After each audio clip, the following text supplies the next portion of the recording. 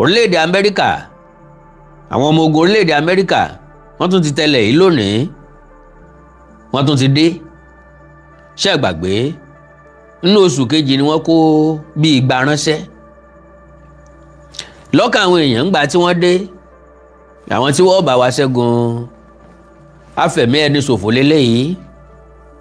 Ṣùgbọ́n ṣé ẹ gbàgbé pé lẹ́yìn àdó tí wọ́n jù lọ́jọ́ 25 oṣù kejìlá ọdún 2025 sí Sokoto tọ́gbẹ̀mí àwọn onísùnmọ̀mí lọ rẹpẹtẹ, oríṣiríṣi ìbéèrè ló jẹ jáde. Àwọn èèyàn kan ní ta ló rán Amẹ́ríkà ńṣẹ́, àwọn èèyàn kan ní ṣe ni wọ́n mú Nàìjíríà gùn bí ẹṣin, àwọn èèyàn kan ní Bọ́lá Tinubu tiẹ̀ ti gbàgbàkúgbà jù, só tiẹ̀ wà lórí àpèrè, sọ wà lórí ààrẹ ṣá, sóun gangan ní sàrẹ́ àbá Amẹ́ríkà ní sàrẹ́ lé wa lórí. Bó ni Amẹ́ríkà ṣe máa ju àdó olóró láì ní mímọ̀ sí wa ń bẹ̀. Kó tó di pé iléeṣẹ́ ológun jáde ìta wípé àìsòsà lódò lẹ́yìn làbẹ́làbẹ́. Oníkangun lónìkangun, àkó arápá lọ́kàngùn sọ̀rùn. Kò sí tí yóò ṣẹlẹ̀ lódò bí ó bá sojú akàn yóò sojú ẹja tàbí kó sojú àwọn méjèèjì. Kí àdó olóró tó lè wọ orílẹ̀-èdè Nàìjíríà, àwọn ti gbọ́ sí, àwọn mọ̀ sí, àjọsọ àwọn ni, àwọn ọ̀kan láago ẹnu ni. Àbọ̀rọ̀ láago ẹnu òun náà ni káwọn tá a fẹ́ bá jà kí wọ́n ti wábi gbà. Wọ́n bá ti mọ̀ pọ́ lọ́wọ́ Amẹ́ríkà nú òjijì ńlọ bá àwọn onísùnmọ̀mí ọ̀hún, òjijì ló bá àwọn aráàlú. Ṣùgbọ́n kò bá jọba àtàwọn iléeṣẹ́ ológun kò bá wọn lójijì. Láti inú oṣù kejì òun náà ni wọ́n ti wá fi bí igba láàrin akọ́ṣẹ́mọṣẹ́ ọmọ iléeṣẹ́ ológun lórílẹ̀‐èdè Amẹ́ríkà sọwọ́ sí wa Nàìjíríà. Wọ́n ò sọ wípé kí wọ́n kó sínú igbó, kí wọ́n wá bá wa jà, kí wọ́n gbà àwọn tí wọ́n jí gbé àbí kí wọ́n pa àwọn ajínigbé. Ta ló lè tẹ́ Nàìjíríà lọ́rùn? Because gbogbo wa la ń pariwo ní December ń pé abó náà ṣe máa ṣe bẹ́ẹ̀, kò yẹ ká Amẹ́ríkà ò ṣe bẹ́ẹ̀ náà o. Ó yẹ kán train àwọn èèyàn wa ni, wọ́n bìlítù iléeṣẹ́ ológun wa nìyẹn. Bí ìgbà téèyàn kà yàn sí nìyẹn. Àkọ́kọ́ nìyẹn.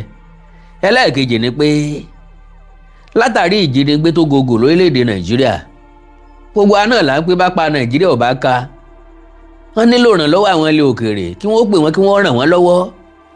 Amẹ́ríkà tún yọjú, a tún bẹ̀rẹ̀ sí ní sáátá, a tún bẹ̀rẹ̀ sí ní pẹ̀gàn, a sì tún bẹ̀rẹ̀ sí ní wáwáwí. Ta ló lè táyé lọ́rùn? Ta ni ó tẹ́ dá lọ́rùn? Ṣé ní ilé ọ̀tàn ni? Ta ni ó tẹ́ dá lọ́rùn? So òun ló wá jẹ́ kí n wò wípé dídé tí wọ́n dé lónìí, dídé tí wọ́n tún dé lọ́tẹ̀ yìí, kí ni tí wọ́n bá wà gan-an? Kí ni tí wọ́n wá ṣe? Ṣé wọ́n wá ràn wá lọ́wọ́ ni? Àbí wọ́n wá bá wa ṣiṣẹ́ wa? Kò sẹ́ni tí ń bá yàn ṣe iṣẹ́ èèyàn. Ṣùgbọ́n ìrànlọ́wọ́ Amẹ́ríkà ó máa ní ìfẹ́ẹ̀tì gan gidi. Ìwọ̀nba bí tán bá ti kún wa lọ́wọ́ yóò wúlò lọ́pọ̀lọpọ̀ ọ̀nà.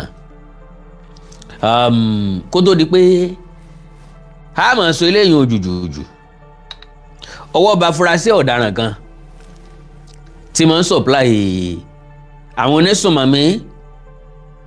And again kí n tún sọ ilé fún gbogbo wa pé ibi tá a fojú òpó sí ọ̀nà ọ̀bá bẹ̀ lọ.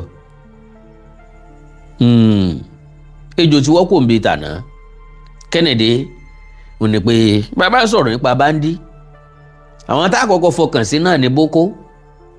Mo láǹfààní àti sọ fún wa wípé ìbẹ̀rù àwọn Lákúráwá ńlọ́gbòde kan kì í ṣe tàwọn Boko gangan, torí pé wọ́n ti mọ àwọn yẹn ni wọ́n sọ wípé wọ́n burú jù báyìí. Ń bá àwọn Boko tiẹ̀ sí ń jìyàn gbé, bí wọ́n ń ju àdó lásán ni. Àwọn ilé wọn láwọn ború ìsìn ọ̀kọ́ kú ni wọ́n, ẹ̀ ń bá lè kú ó kú, ẹ̀ ń bá lè yè ó yè ni. A nílò ìrànlọ́wọ́ òkè òkun. Orílẹ̀-èdè Amẹ́ríkà ti dé. Ẹnìkan náà tún wá kọ lẹ́tà ránṣẹ́ sí gbogbo ọmọ Nàìjíríà, gbogbo ọmọ Yorùbá. Ògún tí ì ṣe tẹ́ni ọjọ́ tọ̀fọ̀. Lóòótọ́ nínú igi ni ẹ̀ka ti jáde. bí igi ọ̀bá lálàáfíà ẹ̀ka ò lè gbádùn, torí pé igi tó dúró ni yóò gba omi mu látara ẹ̀kàn. Ńgbà tó ń bá gbomi mu ńlẹ̀ ká ó tó láǹfààní àti mumi. Ó túmọ̀ sí wípé I love you too sir, I love you too ma. Ó túmọ̀ sí pé gbogbo apátápátá la nílò ara wa. Kí ni tí mo ń gbìyànjú àti sọ? Ó ní pé bílẹ̀ káàárọ̀ òjíire bá ti lálàáfíà, àwọn apá kọ̀ọ̀kan lórílẹ̀‐èdè Nàìjíríà àwọn náà lálàáfíà. Ilẹ̀ káàárọ̀ òjíire àlàáfíà ń bẹ ńlẹ̀ yìí tẹ́lẹ̀. A máa ń fira wá yangàn pé ní tó bá wù wọ́n kí wọ́n fira wọn dá lókè ọ̀yà lára, pé ọ̀sẹ̀ tó bá wù wọ́n kí wọ́n fira wọn gún. Pé kí Gàmbàrí ọmọ sùn rárá kó sá ti mọ́ kìran tiwa. Pé kí Gàmbàrí ọmọ tàkìtì kó lọ táwájú ilé bá bẹ́ẹ̀. So pé gbogbo tó bá wù wọ́n kí wọ́n fira wọn ṣe ń bẹ̀.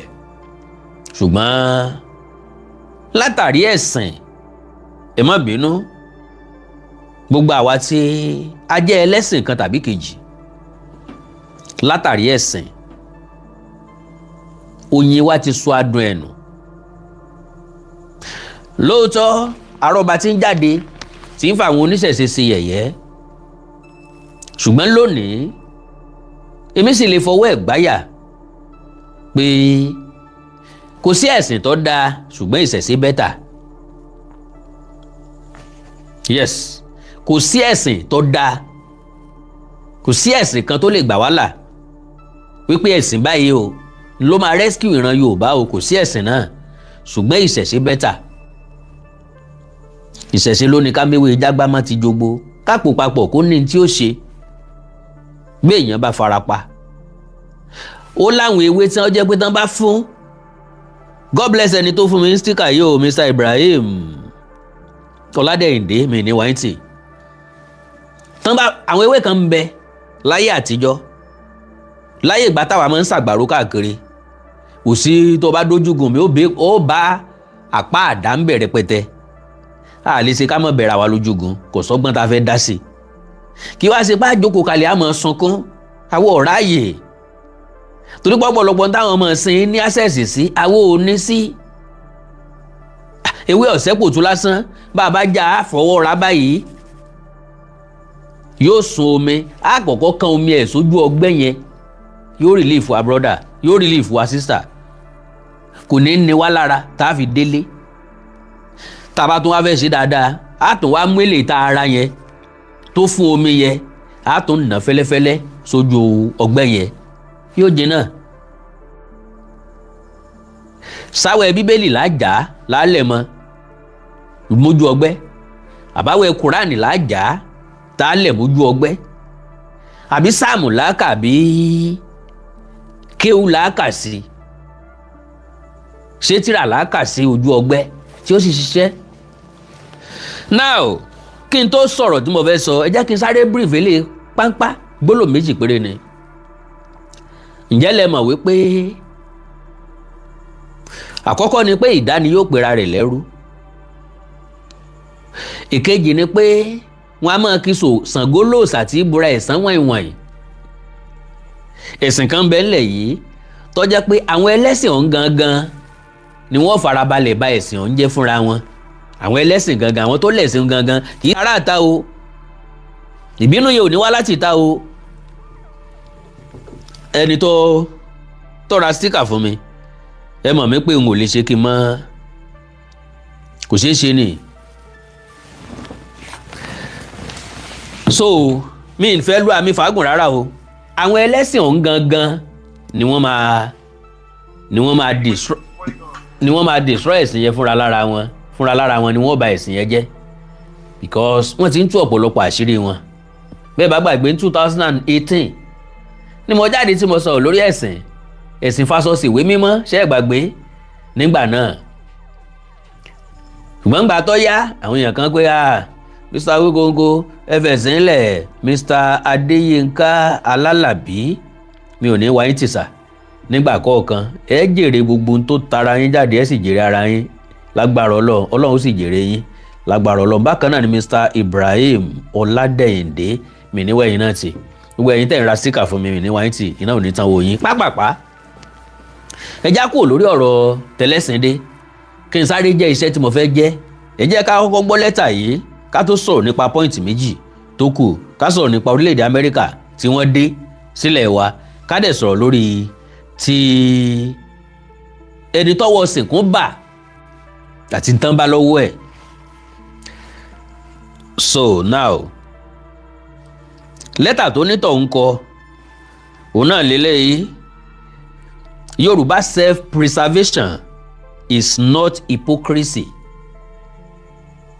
Ẹ̀bẹ̀ tí mo fẹ́ bẹ̀ ò ní pé àti Kírísítẹ́nì àti Mùsùlùmí kí wọ́n má yẹpẹrẹ ìṣẹ̀ṣe. Mò ń bẹ̀ yín ni o. Ẹ jẹ́ kí Kírísítẹ́nì ò dúró kí wọ́n máa ṣe tiwọn. Ẹ jẹ́ kí Islam ò dúró. Gbogbo Mùsùlùmí kọ́ ni extremist. Mo fọlọ́run búra. Àwọn Muslim kan ń bẹ tí mẹ́sìn wòyàn tó jẹ́ pé wọ́n fẹ́ràn àlàáfíà ju nǹkan mìíràn lọ, ṣùgbọ́n wọn tó nǹkan. Extremist tí ń bẹ láàrin wọn lòun wọn gòkè.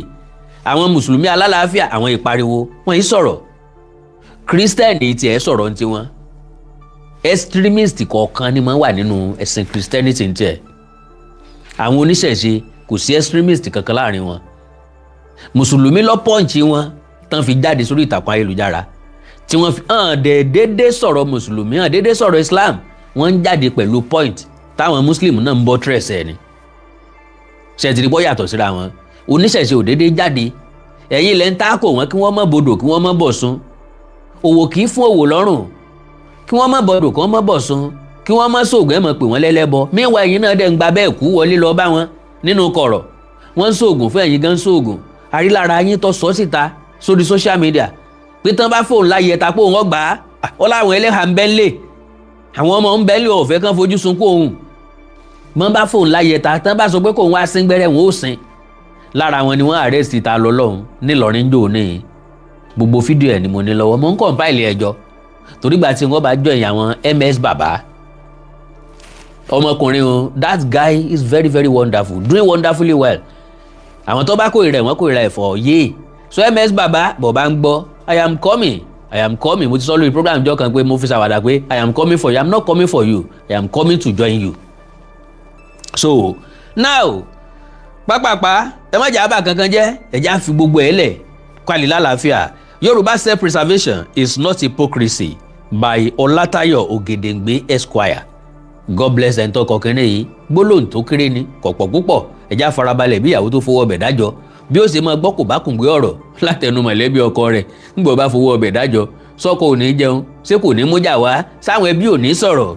God bless you.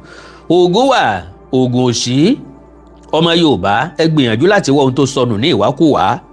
Arìnjìnà ńlá ìrí abuké ọ̀kẹ́rẹ́ tọmọdé bá mọwọ́ wẹ̀ abágbà jẹun.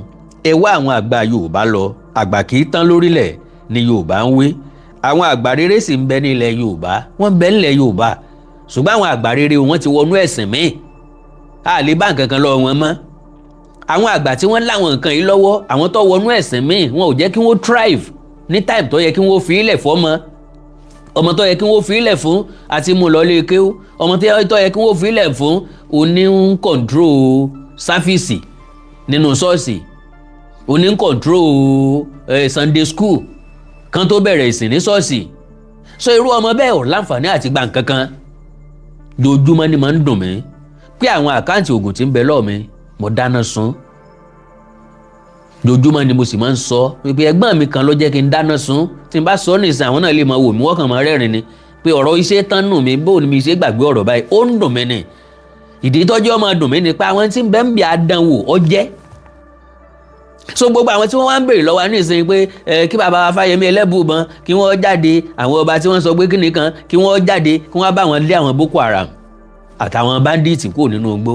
Àwa béèrè lọ́wọ́ tiwọn náà pé ṣé bá àfáà ní bẹ́ẹ̀ lọ Mọ́kà. Ẹ wo Mọ́kà Mọ̀dínà. Ẹ wo Mọ́sá Àjàbá tó rò bọ́ ṣe máa ń sọ fún àgbà táwa primary. Ayé mọ̀ tí ń lọ à ń tọ̀. Láyé ìgbà kan àmọ̀ rí kámẹ́rà ilé fọ́tò nìkan la ti ń bá kámẹ́rà pàdé. Ìkan wà kéékèèké tá a máa ń rà báyìí tí mo ń bá fíìmù mẹ́jọ wá. Bàbá kan máa ń wá láti Ẹdẹ nígbà náà. Skul ni máa ń yí káàkiri yóò ti dó sẹ́nu ọ̀nà skul wa. Ẹ wá wo Mọ́kà Àjàbá ẹ wá wo Mọ́kà Mọ̀dínà, ẹ wá wo bàálù èbó, wá wo Mọ́sàájà bá tóró ńgbà tá àrọ̀ bàálù èbó rí ń bo láti rí, kò síbi tá ti wò, kò síbi tá ti wo fọ́tò ẹ̀. ẹ wá wo ọmọ ọba Mẹ́kà, ẹ wá wo sàárì ànábì, yóò gbèsè àlójú. Ntí ọ̀sọ̀ ni pé onísìsì yóò wo 4, onísìlè kan ni yóò wo 8. The same thing náà dẹ̀ náà gbé wá fún wa. Ẹni tí ò tí ìwúrí ọ̀sọ̀ pé òun kò wò, àwa tá a ti wúrí ó tún sọ pé a tún fẹ́ wò ń gbà míì. Yóò kàn máa tẹ̀, ó gbójú síbi few finder ẹ̀, yóò tẹ̀. Ọlọ́mọbabìnrin ìlú èbó ń hàn kí mo rí. Orí Mọ́sàájà bá tóró mo rí. Orí sàárì ànábì á pè mo rí. Orí kinní kan tó bá ti fi 8 hàn wá, ó ti gbé kú òǹbẹ̀nu sílè kan ti wọgbó lọ. So nígbà náà gbogbo àwọn wọ̀nyẹn ni wọ́n ti lé wa kúrò nídìí ìṣẹ̀ṣe. Kò sóòṣà tí bá ní jà bí òṣòrí ẹni. Bó o láti wá padà bẹ̀ ní ìsìn ó ṣòro, because ìtẹ́ni ìfẹ́ mú jáde nìyẹn pé ká padà síbẹ̀, ó ṣòro láti padà síbẹ̀. Ìkọ̀ọ̀kan nu wa náà ni ó padà bẹ̀.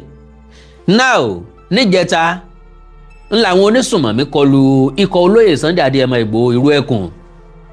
Bẹ́ẹ̀ bá wo fídíò dáadáa, ẹ rí i pé ẹnìkan bẹ́ẹ̀ tí wọ́n yìn ń bàn tí ìbọn ò wọlé sí lára. Ṣé Kùránì ni ọ̀jọ́ wọlé ni àbí Bíbélì àbí kéwú? Ẹ rí tọ́jẹ́ pé kàn máa rí ojú rẹ̀ tíntín bí ọ̀nà 3. Ìbọn wọ́n yìn o, kò wọlé ni o, ayẹta tó jẹ́ ń jiná jojo ní jẹ́ bẹ́ẹ̀ o. So àwọn tó bá fẹ́ fi wá ṣe yẹ̀yẹ́ kí wọ́n mọ̀ wípé wọn ò ríran káàárọ̀ òjíire fi ṣe yẹ̀yẹ́, ara wọn fi ń ṣe yẹ̀yẹ́. Ẹ̀yin náà sì mọ̀ bá tí mò ń sọ, Ọlọ́run pín dọ́gba.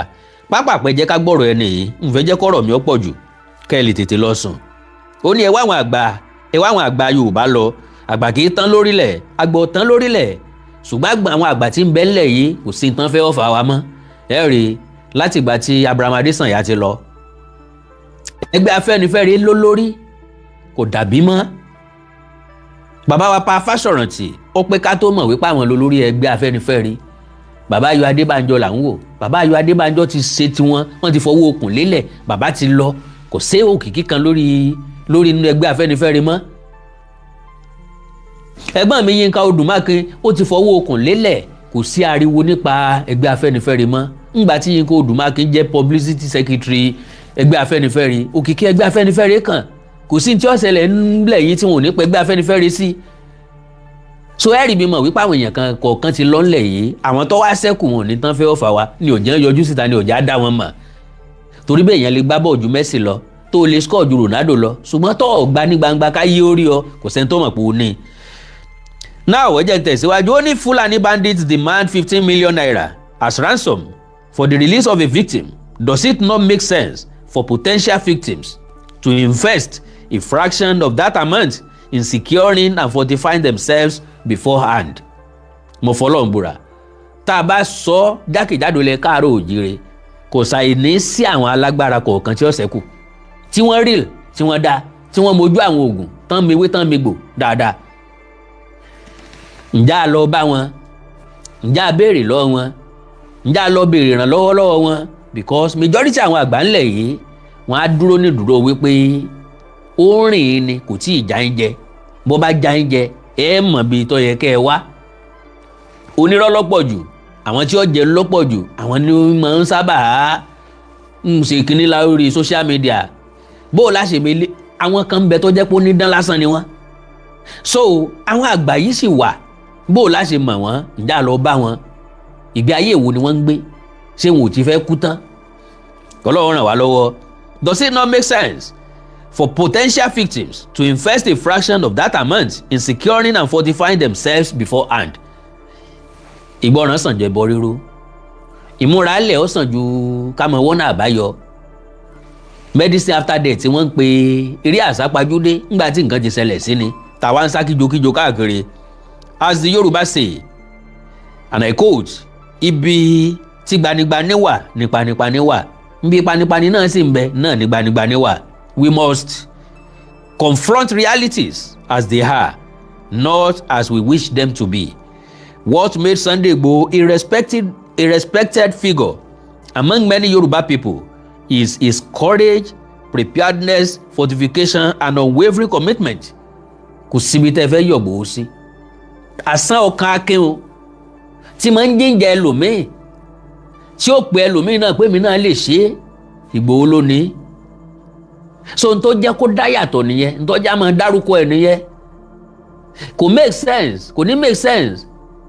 Tí n bá wá sóde ẹ rí i pé mi ò kí n sábà sọ̀rọ̀ Ìgbòho, mi sábà dárúkọ Ìgbòho kí n kàn máa wá praise Ìgbòho. No, n tó ti mọ̀ tẹ́lẹ̀tẹ́lẹ̀ nìyẹn. But láti wá support ẹ̀, láti encourage ẹ̀, n táwa lè ṣe nìyẹn. Because n tí Sunday Adéyẹmọ Ìgbòho tó ń ṣe, ká ní majority èèyàn náà ló lè ṣe bẹ́ẹ̀. Lẹ́kìtì kárí èèyàn bíi Sunday Ìgbòho, Lẹ́gbàá kárí èèyàn bíi Sunday Ìgbòho, Níjẹ̀bú kárí èèyàn bíi Sunday Ìgbòho, Lóṣogbo kárí èèyàn bíi Sunday Ìgbòho, Lọ́yọ̀ kárí èèyàn bíi Sunday Ìgbòho, Lógbómọ̀ṣọ́ kárí èèyàn bíi Sunday Ìgbòho. Kí ni jẹ́ bandit nínú igbó wa? Bọ́ọ̀mù Adéyẹmọ ṣe ń dalẹ̀ rú ńbàdàn, kẹ́nìkan náà máa dalẹ̀ rú Lóṣogbo, kẹ́nìkan máa dalẹ̀ rú Lẹ́kìtì, kẹ́nìkan máa dalẹ̀ rú l'Oǹdó, kó náà lérò lẹ́pẹtẹ lẹ́yìn. Kí ni jẹ́ bandit nínú igbó wa? Kí ni wọ́n máa ṣe? Torí pé bí iná bá jó kan ná, ìmọ̀ ń jó àjóràn. Tán bá lè ṣiṣẹ́ papọ̀ bẹ́ẹ̀, ṣùgbọ́n ká wá káwọ́nú agbádá, ká mọ̀ pé ó dìgbà tán bá pè wá ká tó dáhùn sí. Ìgbòho fẹ́ sọ̀rọ̀, Ìgbòho fẹ́ jáde, wọn ò pé, wọn ò mọ iyì rẹ̀. Ọ̀wá ni ọ̀dà kò pọn dandan kẹ́ ẹ mọ iyì mi. Tó bá tásìkò wọn jáde, ó tásìkò ó jáde. Now, many Yoruba people in this, what made Sunday Igboho a respected figure among many Yoruba people is his courage, preparedness, fortification and unwavering commitment to the defense of Yoruba land. Kì í gbọ́rọ̀ Yorùbá sétí. If those qualities are worthy of admiration, why should it be considered wrong for others to seek similar strength and resolve? Kí ló dé? Táwa náà gbìyànjú tiwa, táwa náà sa ipá tiwa, táwa náà kó òyàn jọ, táà kóra wa jọ, táà fira wa jìn, táà fara wa kalẹ̀ voluntarily. Pé we can do it, tó bá ń gbòó kó máa ṣe ń bẹ, jẹ́ káwa náà máa ṣe tiwa náà ń bí. Kí wọ́n máa gbọ́rú, kán máa gbúrò láké, kán máa gbúrò lóko. Kò sẹ́ni tí ó dúró. Ìyẹn túmọ̀ sí pé ọ̀ka wa síwájú ṣèbí tẹ̀lé, gbogbo wọn wọ́ ruru tẹ̀léra wọn lẹ́yìn. Would it not be contradictory to celebrate the outcome while condemning the source from which it is believed to derive? The Yoruba people have a long and rich indigenous heritage. Ó pé gbogbo tọrọ ọmọ Yorùbá pátá ló complete. Traditional knowledge system Ọlọ́run ọba mi ń gbọ́ ó pé. Spiritual practices àti ní ké Ìgbòho tó dé. Mọ̀ bá wa bá fẹ́ ṣe nǹkan, bá fẹ́ lójú ogun, ó bí fálérè, ó ń tọ́ wọn sọ́nà. Ẹ̀yin lẹ gbé nǹkan míì dé tẹ ní akófájùnù, àti kófájùnù tẹ gbé dé ò lè là wá. N táwọn bàbá wa ń lò ń tọ́ wọn sọ́nà tẹ́lẹ̀.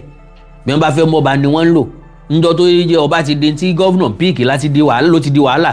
Ńlọba ti ń pààrà kóòtù bíi kúkéré. Látìgbà náà lọ́nà ti dàrú. Látìgbà náà láti rí mú mọ́. A kàn jó mo kùnà mo sì nà ní, a kàn try every possibility kankan wá já lọ́wọ́ mọ́. Torí lè ìtọ́lọ́run alààyè dá mọ́ wa àti gbèjò ẹgbẹ́ kan. Àti rawọ́ mọ́ ntí ọ̀kan wá, àrájúká.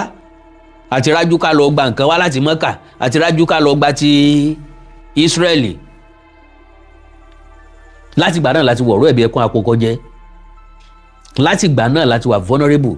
Látìgbà náà lè sin kí ìsìn ti ń yọwọ́ omi wa. Ọlọ́run ràn wá lọ́wọ́. Spiritual practices and cultural institutions form the foundation upon which our ancestors built and defended their society. Odò tó bá ti gbàgbé orísun rẹ̀ yóò gbé táútáú ni. Ẹ máa wo ọba tí ń lẹ́nu bébébé tí ń ba gbogbo àṣà àti nǹkan ìṣẹ̀ǹbáyé Yorùbá jẹ́. Ẹ kọ́lẹ̀ kẹ́kọ̀ọ́ orúkọ mi sí wípé ó ń palí ní èjì ẹ̀rẹ́ gradually. Kennedy ìṣẹ̀ṣe lọ́lọ́ba, ẹ̀sìn Kristẹni kọ́, ẹ̀sìn Islam kọ́. Ẹ kọ́lẹ̀ kẹ́kọ̀ọ́ orúkọ mi tì í because ayé tá a wáyé ayé social media ni. Ayé tí ìgbàgbé nǹkan ni kò lè tán lórí social media. Wọ́n ń kọsẹ̀ rẹ̀ lẹ̀. Ó sì ń pa nílé èjì ti ẹ̀rùn torí tó bá ti dé stage kan wọ́n wà á mú ọ̀rọ̀ ọba kúrò nínú ìlú yẹn. Ọba ò ní value mọ́. God bless you.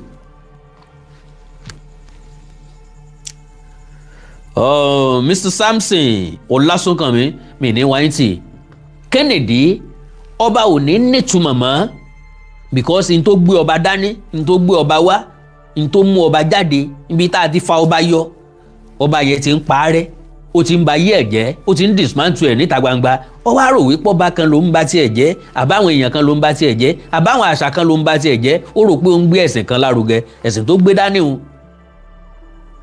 ó lè má wọlẹ̀, kò ní nítumọ̀. Ẹ̀kọ́ lẹ̀kẹ̀kọ́ orúkọ mi sí i, mo lè wà láyé mo lè má sí nílé ayé. Àwọn ẹlẹ́sìn gangan wọ́n ti ń múra láti gbógun tira wọn báyìí. Wọ́n máa gbógun ti fúnra lára wọn, náà máa pieces ara wọn o. Christian ò ní bá wọn dá sí i, àwọn oníṣẹ̀ṣe ò ní bá wọn ralẹ̀ralẹ̀ nílé táwọn oníṣẹ̀ṣe ń ṣe o.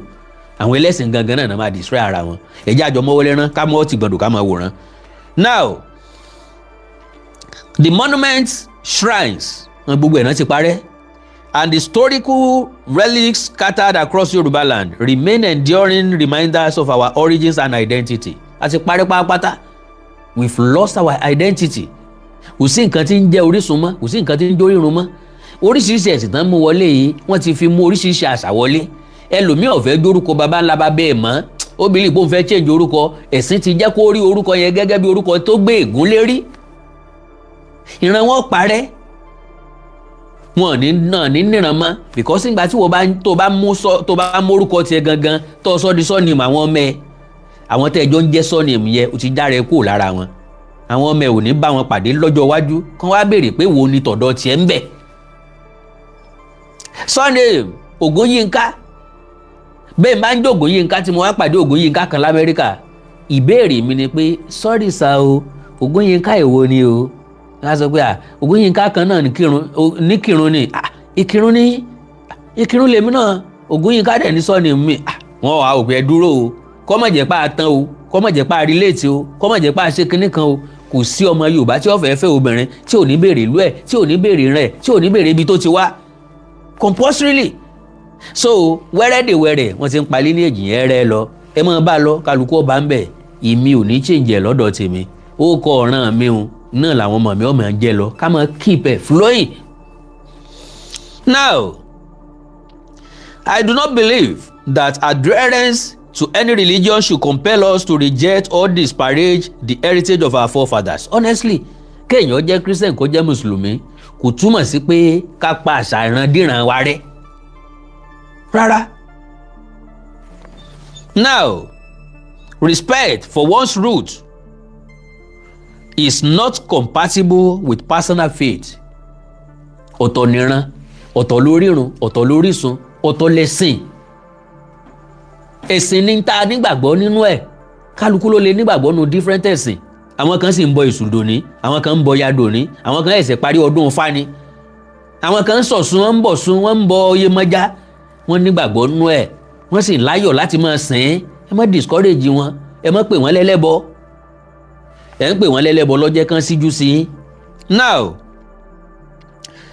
our collective history deserves understanding, preservation and honest reflection.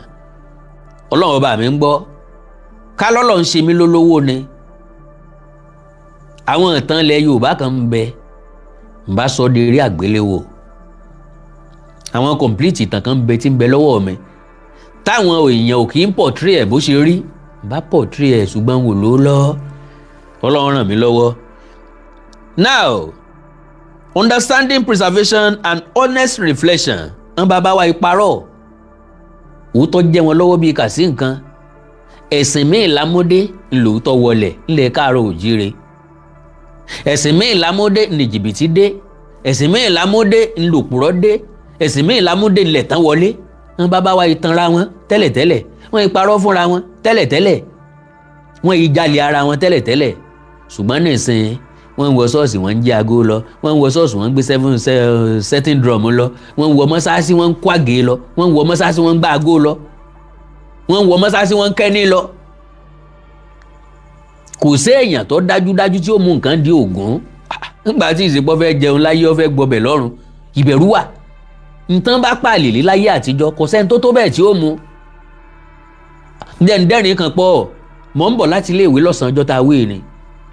Ìgbọ̀nsẹ̀ bá mú mi, primary school ni mo wà, bóyá primary 4 lọ́dún náà lọ́hùn. Ìgbọ̀nsẹ̀ bá mú mi, mo bá rórí àtàn kan, mo bá yabẹ̀ mo bá bẹ́ ìgbọ̀nsẹ̀ kalẹ̀ fẹ́ kí n síjú sókè mo wá rí i pé wọ́n ti fi aṣọ pupa ró ẹnu ọ̀nà bẹ̀. lo and behold ọ̀rá mo wá lọ náílọ̀nù mo kó ìgbọ̀nsẹ̀ mi délé. That is the kind of ìbẹ̀rù tí ń bẹ lọ́kàn wá gbà náà. Kò sẹ́ni tí mú nǹkan àlè ń tán pàlèlé mọ́ fi mi rẹ́rìn reality ni. You know I will never lie. Mi ò kì í package láyé mi. I will say it as it is. Mo kó ìgbọ̀nsẹ̀ mi délé pé ń bo kán mọ́ lọ bu kélébé sórí ẹ̀. Láyé ìgbà náà bọ́n bá bu nǹkan sórí ìgbọ̀nsẹ̀ bẹ́ẹ̀ yẹn bá su mí ńlá fi pé bọ́mọdé bá su imí kímí imí tí ọ̀tọ̀ a sì méwé burúkú ewé èsì a sì fi lé.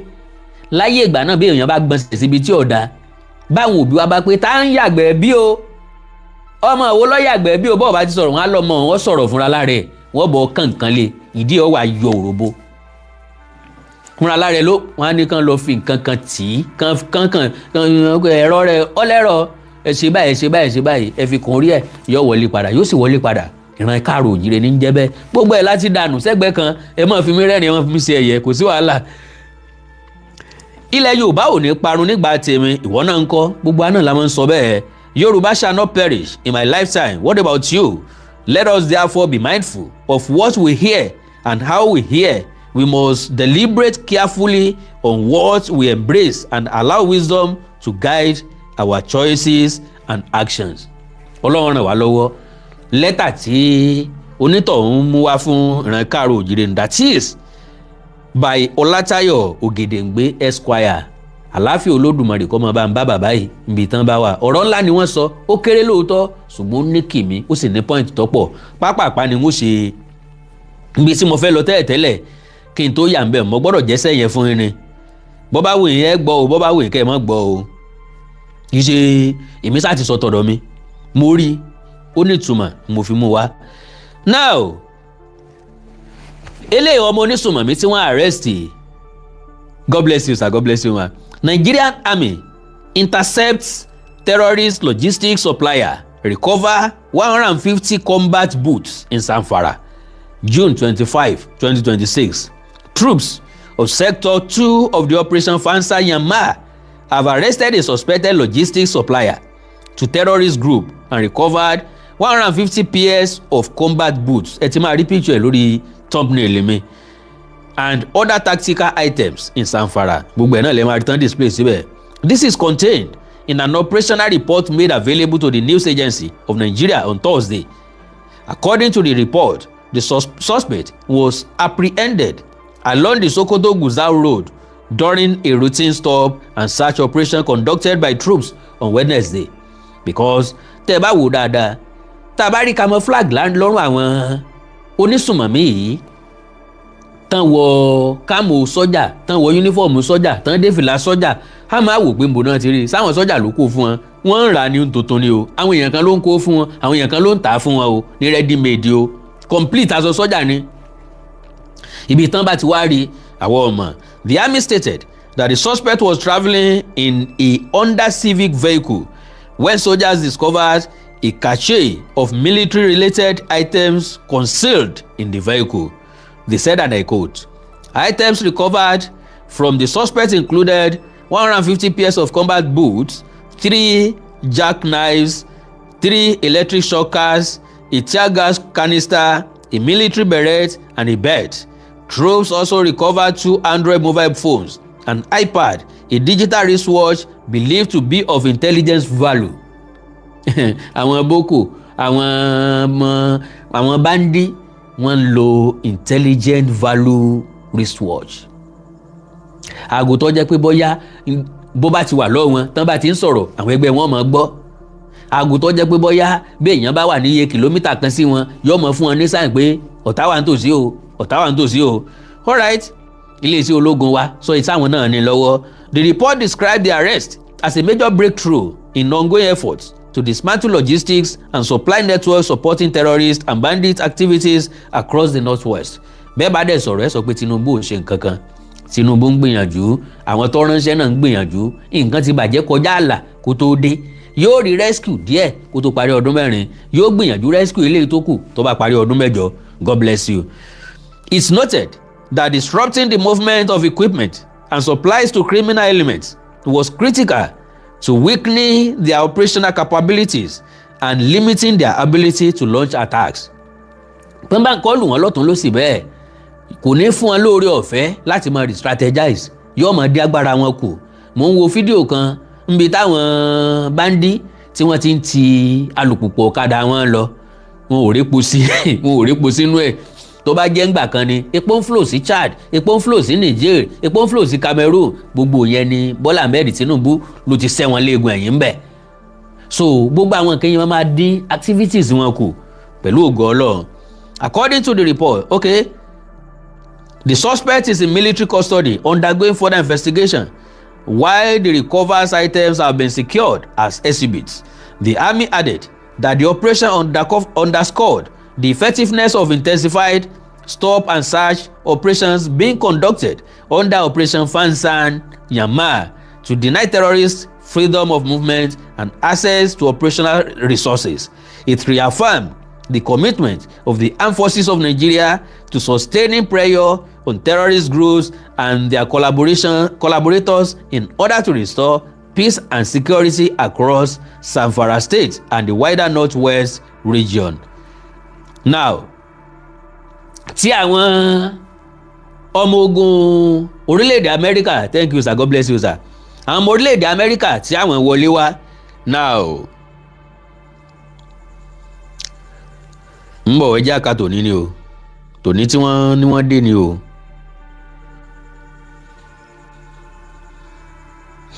According to military authorities, the visit was aimed at strengthening the existing security cooperation and strategic partnership between Nigeria and the United States. The United States has reaffirmed its commitment to strengthening security cooperation with Nigeria, pledging continued collaboration in military strategy, operational planning, and other areas of defense cooperation to support the country's fight against terrorism and insurgency. Àwọn eléyàn ló yẹ kí wọ́n bá wa wọgbó Old Ọ̀yọ́ National Park níbi tí wọ́n sọ pé wọ́n gbé àwọn ọmọ wa sí láti gbà yìí tá a gbọ́ nǹkan kan mọ́ tí gbogbo ẹ̀ ṣe wín bí omi inú kété. Ikọ̀ kan ní wọ́n ti gbé wọn lọ sí Kaduna. Àwọn iléeṣẹ́ ológun sọ pé kò sí ti ń jẹ́ bẹ́ẹ̀, wọ́n ní wọ́n wà nù Old Ọ̀yọ́ National Park títí dọ̀la. Àwa náà nígbàgbọ́ bẹ́ẹ̀ kò sí wàhálà o. The assurance was given by Commander of the United States Special Operations Command Africa, SCOCA Africa, Major General Claude Tudor, during a visit to the headquarters of the Theater Command, Joint Task Force Northeast Operation Adinkai OPHK at the Maimalari Cantonment in Maiduguri on Thursday.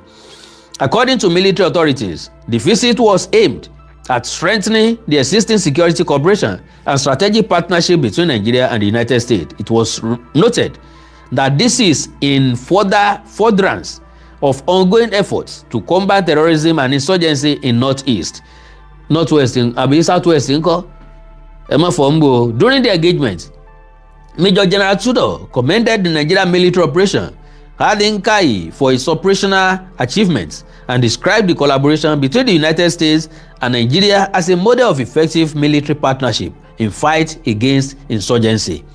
He praised the integration of United States Special Operations personnel into Operation Adinkai. Wọ́n ti wà láàrin wọn already, noting that the sustained collaboration, mutual trust, and shared commitment between both countries remain critical to achieving lasting peace and restoring stability in the region. The SCOCA Africa commander also acknowledged the efforts of Operation Adinkai in counter-insurgency operations, expressing appreciation for the opportunity to interact with the Theater Command and assess ongoing military operations.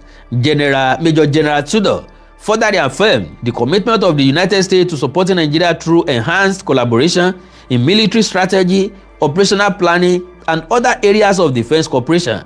Responding, the Theater Commander, Operation Adinkai, Major General Abdulsalami Abubakar, appreciated the United States government and SCOCA Africa for their continued support to the operation, particularly the integration of United States Special Operations personnel into the theater's operational framework.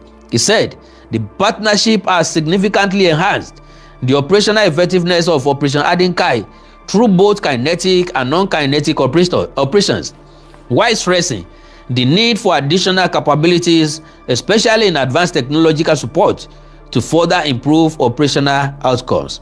Both military leaders reaffirmed their commitment to deepening the Nigeria-United States security